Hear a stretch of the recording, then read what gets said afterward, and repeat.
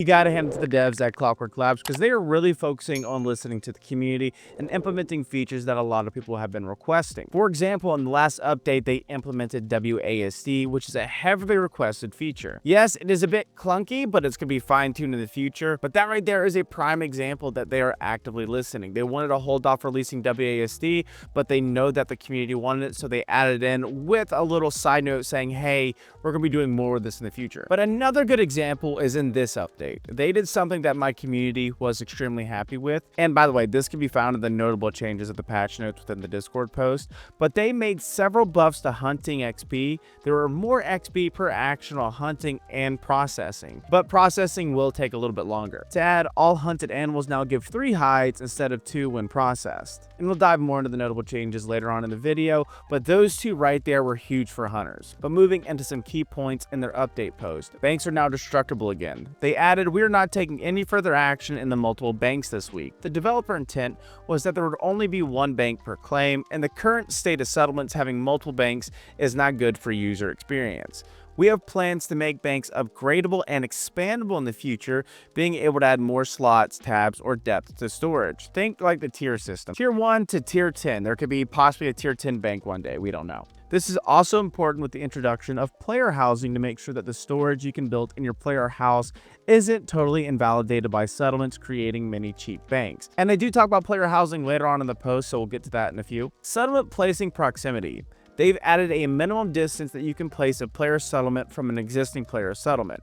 We believe this will give settlements less frustration when it comes to a new settlement popping up on your doorstep. This doesn't change the ability for claims to be expanded close to each other. We've been monitoring how players are using settlements and claims in the game over the last few weeks, and we have taken note of several cases that we believe are unhealthy for the game. This is the first of several changes aimed at fixing some of these unintended uses of settlements. So those are the 2 major key features they added in this week, but let's dive into the feature plans, and this is what I'm really excited about. First one is tool equipment scrapping. Since we designed the tool upgrade system, we were aware that there will be an acclimation of low rarity tools and had always planned to add a way to recycle them for use. We have nailed down the design we're going with and are hoping to include this in next week's update. The primary use of scrap will be to make further attempts at raising the rarity of the tool. The goal is to not disrupt the value of high rarity tools, while raising the price floor of low rarity tools to prevent them flooring the market and eventually become worthless.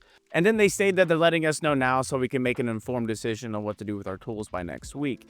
But then we're going to get into player housing. And player housing is something I'm very excited about. I love it when games implement player housing where you can decorate it or have people over or even have co-op living. So this is what they said. They are making good progress on finishing player housing. They wanted to give us some info because they've been getting a lot of questions on it. Players will be able to buy a house deed from Brico, which will give them a house. Players can then upgrade their deed with Brico to get a larger house. Your house cannot be destroyed or lost in any way and it has no maintenance costs. Your house is accessed by moving it into a residential building in the world. This acts as the door in the world connecting to your house. Ruined towns have residential buildings which can accommodate infinite players, while player settlements can build buildings which have limited slots. Active players with their house in your settlement will give additional income for the town, creating an incentive to build sufficient housing, similar to the coins minted by players using your crafting stations. I love this. I think this is really great, and also it gives a reason for empires to focus on building neighborhoods because they can get money. You can move your house to a new location, including if you are evicted or if the residential building you are living in is removed. You can customize the permissions of your house similar to a settlement and share a house with other players. So there is indeed co-op living, which is great. A lot of people are going to love that. We will release some more in-depth info and reveal housing prior to the release in the game, and we can't wait for you to try it. We've kind of been talking about this a little bit with my empire and how we want to format our capital. One of the things is we're trying to build everything like bossing say and pretty much have a layered system of our capital, and the far layer is residential and farming, so this is gonna be really cool for that. But I do like how they said the word evicted there, like you can get tossed out on the street, so I cannot wait for more information about this. However, I am very excited for player housing coming in the near future. Now on to some notable changes. Player settlements cannot be placed within a minimum range of another player settlement. Banks are destructible again. Fixes to how several stats show in the stat window, which make them look incorrect. Further improvements to the Empire map territory rendering and names. Added option to hide some map icons and skip the animation transition. I know a lot of people want that. They don't like when you pull up the map and it like immediately pops up. Some people get motion sickness. So yeah, there is a workaround for that. Added a new type of supply pack crafted by scholars, which is really good. Added around a dozen new emotes, and you can see them in the emote list in the expanded chat area. Added the ability to make fertilizer from meat and ocean fish, updated the stacking size of clay and sand to stack higher. Many buildings are now prevented from being built inside. Added achievements and titles for skills that were missing them, along with a new UI to see skill achievements.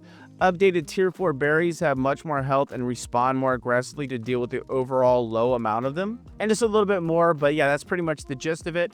I think this is great. This is amazing that they're keeping us informed and they're really working on things that the players feel like need to be tweaked. But yeah, that is the video, and I'm very excited to see player housing in the near future. I think there could be other features added on top of that. Will go hand in hand together, but we'll talk about that in an entirely different video when we know more about player housing. Are you guys excited for player housing? Are you afraid you're gonna get evicted? Let me know in the comments down below. But while you guys are down there commenting, be sure to subscribe and turn on that notification bell so you know when to upload a video. If you want to know the exact moment to upload a video, be sure to join the Discord. The Discord is a super happy, friendly, and welcoming community. If you're watching this right now, this very second, there is a chance I'm streaming on Twitch. That's twitch.tv/Perzival, Perzival. I stream Tuesdays, Thursdays, and Saturdays at 12 p.m. Eastern Standard Time. If you like true crime and paranormal podcasts, I got one of those. It's called What Dwells Beneath. It is on Spotify and Apple Podcasts. Go ahead, give it a listen, let it bless your ear holes. And lastly, be sure to check out all my social media. I have Instagram, I have X, I got everything. All that is in the description down below. But yeah, that's the video, and I'll catch you guys in the next one. Bye.